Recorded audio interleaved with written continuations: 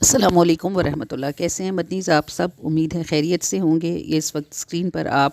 عمرہ میٹنگ کی تیاریاں دیکھ رہے ہیں، صفائی ہو رہی ہے اور ابھی تھوڑی دیر تک مہمان آنے شروع ہو جائیں گے اور پھر انشاءاللہ عمرے کی میٹنگ سٹارٹ ہو جائے گی۔ اس سال ہمارا الحمدللہ بلاوا 12 جنوری کا ہے اور 12 جنوری کو ہی ہماری فلائٹ ہے۔ عمرہ گروپ الحمدللہ تقریباً مکمل ہو چکا ہے، بس کچھ نئے آنے والے لوگوں کا کام ابھی جاری ہے، لیکن زیادہ تر کام الحمدللہ سمیٹا جا چکا ہے۔ اور عمرہ گروپ کی ضرورت اس لیے ہوتی ہے کہ آپ اپنے گھر میں جتنی مرضی ٹریننگ لے لیں، کتابیں پڑھ لیں، لوگوں سے مل لیں، ویڈیوز دیکھ لیں ایکسکیوز می، لیکن جب آپ صحن حرم میں جا کے اترتے ہیں تو اس وقت وہاں آپ کے ساتھ کوئی ایسا موجود ہونا چاہیے جسے پہلے سے کچھ معلوم ہو، تجربہ ہو، اور وہ آپ کو وہاں گائیڈ کرے کہ آپ نے کیا کرنا ہے، کیسے کرنا ہے، کہاں سے کرنا ہے اور کتنی دفعہ کرنا ہے۔ وضو کرنا ایک چھوٹی سی عبادت ہے، ہمارے گھروں میں ہم اسے بار بار کرتے ہیں، لیکن پہلی دفعہ وضو کریں تو جب تک کوئی بتائے نہ اس وقت تک محال ہوتا ہے کہ صحیح ہو جائے۔ تو عمرہ تو بہت بڑی عبادت ہے اور بہت لوگوں کو زندگی میں ایک ہی مرتبہ نصیب ہوتی ہے، اس لیے ہمیشہ کوشش کرنی چاہیے کہ آپ کسی ایسے گروپ کے ساتھ جائیں جس کو یہ تجربہ موجود ہو۔ اصل میں گروپ لے جانا اور گروپ کو لے جا کے ڈیل کرنا بھی دو الگ الگ باتیں ہیں۔ بہت سے گروپس لیڈر گروپ لے جاتے ہیں اور گروپ چھوڑ دیتے ہیں، اور پھر گروپ والے خود اپنی نو ہاؤ سے جو کرتے ہیں۔ ہونا یہ چاہیے کہ جو بھی گروپ لیڈر ہو وہ ایک ٹرینڈ استاد کی طرح ہو، مشفق بھی ہو اور جانتا بھی ہو، اور پھر حوصلے کے ساتھ لوگوں کو سمجھاتا رہے۔ تو الحمدللہ 2011 سے ابھی تک یہ سعادت ہمیں نصیب ہے کہ ہر سال عمرہ گروپ ہم لے کے جاتے ہیں۔ خود میں اور میری ٹیم ہم اپنی طرف سے الحمدللہ اپنے لوگوں کو چھوڑتے نہیں ہیں، ہر جگہ پر ہم کوشش کرتے ہیں کہ وہ عبادات کا معاملہ ہو یا معاملات کا معاملہ ہو، ہم لوگوں کے ساتھ آسانیوں میں رہیں۔ الحمدللہ اللہ کریم ہمیں اس کی توفیق عطا فرماتے ہیں، اور زیادہ تر چونکہ ہمارے ساتھ بڑی عمر کی خواتین ہوتی ہیں۔ آپ کو پتہ ہے نا، پاکستان میں لوگ عمرہ تب کرتے ہیں جب وہ اپنی زندگی کی ساری ذمہ داریوں سے فارغ ہو جاتے ہیں۔ اس وقت تک عمر 50-60 کراس کر چکی ہوتی ہے، اور پھر اتنا لوگوں کے پاس اتنا اماؤنٹ بھی نہیں ہوتا کہ دو لوگ عمرے پر جا سکیں، تو ہم خواتین سنگل بھی ہمارے ساتھ جاتی ہیں، اور موسٹلی بڑی عمر کی خواتین ہوتی ہیں۔ ہماری بڑی خوش بختی اور سعادت ہے کہ ہمیں ان ساری بڑی امیوں کو سنبھالنے کا اور ان کو عمرہ کروانے کی سعادت ہمیں نصیب ہوتی ہے الحمدللہ۔ اور اللہ کریم کا کروڑوں بار شکر ہے کہ اب اس سال میں 2024 میں اس سفر کے آغاز کا وقت آ چکا ہے۔ تو الحمدللہ کہ آج ہمارے صحن میں یہ سب مہمان اللہ کے اور اللہ کے محبوب کے موجود ہیں، اور ہم عمرے کو سٹارٹ کرنے لگے ہیں،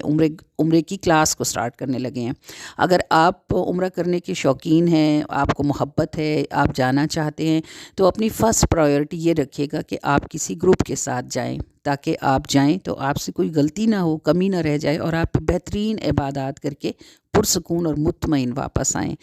اگلا گروپ ہمارا انشاءاللہ رمضان میں ارادہ ہو رہا ہے نکلنے کا، اس کا کام سٹارٹ ہو چکا ہے، اور کوشش ہے ہماری کہ ہم 15 رمضان کے بعد نکلیں، تاکہ مکہ یا مدینہ میں سے کسی ایک جگہ ہمیں اعتکاف کی سعادت نصیب ہو۔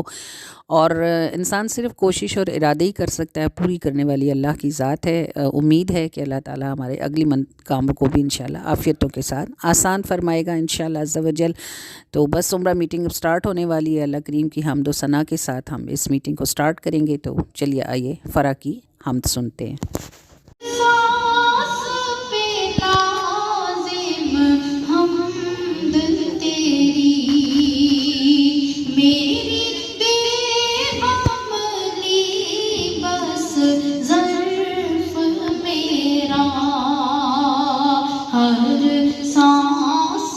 پہ لازم حمد تیری، میری بے عملی بس ظرف میرا۔ سب سے پہلی نصیحت جو میں عمرہ گروپ کو کرتی ہوں وہ یہ ہے کہ آپ جب عمرے کا ارادہ ہو تو اپنے آپ کو سب سے پہلے فٹ رکھنے کی کوشش کریں، واک کریں۔ اگر آپ کرونک پیشنٹ ہیں، شوگر کے، بی پی کے یا ہارٹ کے، خدا نہ خواستہ، تو اپنی میڈیسنز کو ریگولر کریں، کیونکہ سب سے زیادہ عمرے میں آپ کو ایگزاسٹ ہونا پڑتا ہے۔ صحت ہوتی ہے تو کام ہوتا ہے۔ دوسری ضروری بات یہ ہے کہ آپ عمرے پر جانے سے پہلے اور وہاں سے آنے کے وقت کبھی بھی کسی سے کوئی بند پیک نہ لیں۔ جیسے ہمارے یہاں ہوتا ہے، لوگ دے دیتے ہیں کہ یہ ہمارا فلاں ہے وہاں، اسے پہنچا دیں۔ ہرگز بھی یہ غلطی نہ کریں۔ تیسری بات ہم لوگوں کو ایڈوائز کرتے ہیں کہ اپنے اپنے بیگز کو تالے لگائیں اور چابیاں ایک اپنے ہینڈ بیگ میں رکھیں اور ایک بیگ کی اوپر والی جیب میں رکھیں تاکہ خدا نخواستہ ایمرجنسی میں کھولنا پڑے تو آپ کو کوئی مشکل نہ ہو۔ تیسری بات یہ ہے کہ وہاں عمرے پر جانے والے لوگ اپنے ساتھ کچھ بھی خشک بنا کے پکا کے راشن ساتھ لے جا سکتے ہیں۔ آپ گوشت لے جا سکتے ہیں، بھون کے قیمہ فرائی کر کے لے جا سکتے ہیں، آپ پکوان رکھ سکتے ہیں، کباب رکھ سکتے ہیں، ایسی چیزیں جن میں سے تیل گرتا نہ ہو یا پانی نہ ہو، ایسی چیزوں کو لے جانے سے منع نہیں کیا جاتا، یہ ساتھ لے جائی جا سکتی ہیں۔ اور کپڑوں میں جو ساتھ لے جانے کے لیے، چونکہ اس وقت میں مدینہ پاک میں ٹھنڈ ہے، موسم سردی کا ہے، تو ہم نے لوگوں کو ایڈوائز کیا کہ آپ اپنے ساتھ کچھ شال، سویٹر وغیرہ رکھیں، ساکس رکھیں اور سر کور کرنے کے لیے کوئی چیز رکھیں۔ ہم چونکہ گروپ میں تمام خواتین کے لیے احرام خود بنواتے ہیں، اس پر ہمارا مونوگرام ہوتا ہے اور اس کے ساتھ ہمیں آسانی یہ ہوتی ہے کہ اگر 2 لاکھ لوگوں میں بھی ہماری خاتون بیٹھی ہوں تو وہ مونوگرام کی وجہ سے پہچانی جاتی ہیں، اور اس طرح اگر خدا نخواستہ گمنے کا کوئی مسئلہ ہو تو وہ ٹھیک ہو جاتا ہے، نہیں وہ چانس ختم ہو جاتا ہے، اور ہم بآسانی اپنی گمی ہوئی خاتون کو یا اپنے صاحب جو حضرات ہوتے ہیں ان کی ٹوپیوں کے رنگ ہوتے ہیں مخصوص، تو وہ اس طرح ہمیں بہت آسانی سے مل جاتے ہیں اور ہمیں اس کے لیے کوئی ٹینشن نہیں ہوتی۔ جب سیٹ بیلٹ پر سامان جانے اور آنے میں موو کر رہا ہوتا ہے تو سارے بیگز اٹیچی ایک ہی جیسے ہوتے ہیں، اپنے سامان کو پہچاننا مشکل ہو جاتا ہے، تو ہم سارے گروپ کو ایک ہی جیسے ربن ڈسٹریبیوٹ کرتے ہیں۔ یہ 3 ربن ہوتے ہیں، ایک اپنے ہینڈ کیری پہ لگانا ہوتا ہے، ایک اپنے بیگ پر اور ایک واپسی پر اپنے زمزم کے ڈبے پر۔ اس سے یہ ہوتا ہے کہ جب بیلٹ پر سامان موو کر رہا ہوتا ہے تو ہمارے جو بھی مرد حضرات بیلٹ کے پاس کھڑے ہوتے ہیں وہ گرین ربن سے اپنے سامان کو شناخت کر لیتے ہیں، فوراً اتار لیتے ہیں اور نیچے اتار کے ڈھیر لگاتے جاتے ہیں۔ پھر خواتین اپنے سامان کو نام پڑھ کر چیک کر لیتی ہیں اور بہت آسانی سے کلیکٹ کر لیتی ہیں۔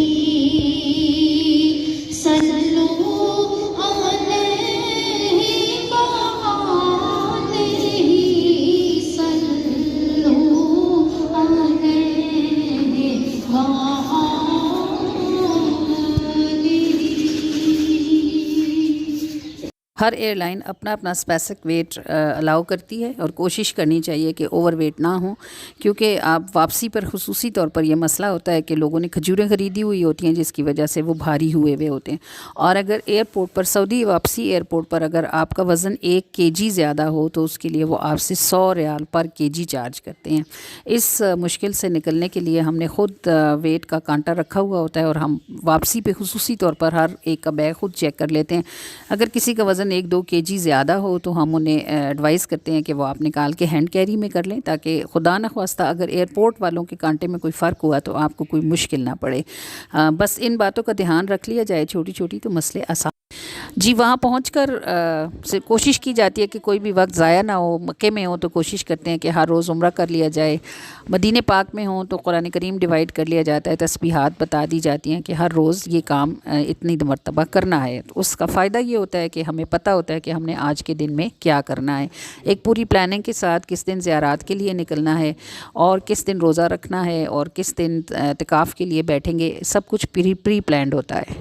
اور مدینہ اندرون شہر کی زیارات یہ ہمارے پیکیج میں شامل ہوتی ہیں، ان کے لیے کوئی ایکسٹرا چارجنگ نہیں کی جاتی۔ ہاں مدینہ سے باہر جب ہم بیر روحہ اور بیر شفا پر نکلتے ہیں اور میدان بدر پر نکلتے ہیں، اور اس کے علاوہ مکہ پاک میں جب مسجد جیرانہ سے عمرے کے لیے نکلتے ہیں یا طائف کی طرف جانے کا پروگرام بنتا ہے تو اس کے لیے ارینجمنٹس وہیں کی جاتی ہیں۔ اس کے علاوہ کھجوروں کی خریداری میں لوگوں کی ہیلپ کی جاتی ہے، اور جمعہ پڑھنا، یہ خواتین کو پاکستان میں جمعہ پڑھنا اس لیے نہیں آتا کہ یہاں پڑھا نہیں جاتا، تو پھر خواتین کو یہ بتانا کہ انہوں نے جمعے کی نماز امام کے پیچھے کیسے پڑھنی ہے، سارے گروپ کو جمعے کے لیے مسجد الحرام اور مسجد نبوی میں وقت پر لے کر پہنچنا تاکہ اندر والے ہالز میں اور صحن حرم میں جمعہ پڑھنے کی سعادت نصیب ہو سکے، اور اس کے ساتھ امام کے پیچھے نماز پڑھنے کا طریقہ، کیسے نیت کی جاتی ہے، اکیلے پڑھیں تو کیسے پڑھیں گے، امام کے پیچھے پڑھی جائے تو کیسے پڑھی جائے گی، یہ سب باتیں اگر ہم یہاں سے بتا بھی دیں تو وہاں تک پہنچنے تک عمل کرنے میں آنے میں ان چیزوں کی دشواری ہے، لہٰذا ساتھ ہونے سے ہمیں بھی یہ نفع ہوتا ہے کہ اللہ تعالی ہمیں یہ نیکی کرنے کی توفیق دیتا ہے، اور ساتھ جانے والوں کو یہ فائدہ ہوتا ہے کہ انہیں کسی بھی وقت پریشان نہیں ہونا پڑتا، ہر وقت ان کے پاس بتانے کے لیے کوئی نہ کوئی موجود رہتا ہے۔ پھر مدینہ پاک میں اور مکہ پاک میں نوافل پڑھنے کے لیے ہر دن کے الگ الگ نوافل اور ان کی ترکیب کیا ہے، کس نفل میں کون سی صورتیں پڑھی جائیں گی، یہ سب بتانے کے لیے الحمدللہ ہماری معلمات ہمارے ساتھ موجود ہوتی ہیں۔ الغرض کہ جب آپ گروپ کے ساتھ عمرہ کرتے ہیں، ہمارے گروپ کے ساتھ عمرہ کرتے ہیں، تو ہر لمحہ آپ کو گائیڈ کرنے کے لیے آپ کے ساتھ کوئی محبت سے موجود ہوتا ہے۔ میٹنگ میں بات کے ساتھ نعت چل رہی تھی، یعنی کچھ دیر بات ہوتی تھی پھر نعت ہوتی تھی، تو چلیے بات لمبی ہو گئی ہے، کچھ نعت لیتے ہیں۔ اس گھڑی چہ رحمت باری ہوں، تیرے جوڑیاں نو سر تاج کراں، میں تیری گدائی راج کراں، تیرے جوڑیاں نو